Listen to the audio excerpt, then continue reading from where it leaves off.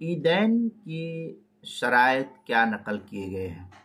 چنانچہ بڑے شہروں اور قصبات میں جہاں اقامت جمعہ کے شرائط پائے جاتے ہوں، مثلاً وہاں کی آبادی کم از کم 3000 ہو، یا ضروریات زندگی کے سامان سب کے سب بآسانی مہیا ہوں، تو وہاں عیدین کی نماز پڑھنا واجب ہے۔ البتہ جہاں شرائط جمعہ نہ پائی جاتی ہو وہاں عید پڑھنا، اس کو فقہا نے مکروہ تحریمی نقل کیا ہے۔ چنانچہ فتاوی شام کے اندر ہے تجب صلاتہما علی من تجب علیہ الجمعہ بشرائطها المتقدمہ وفی القینیہ صلاۃ العید فی القرى تکرہ تحریما۔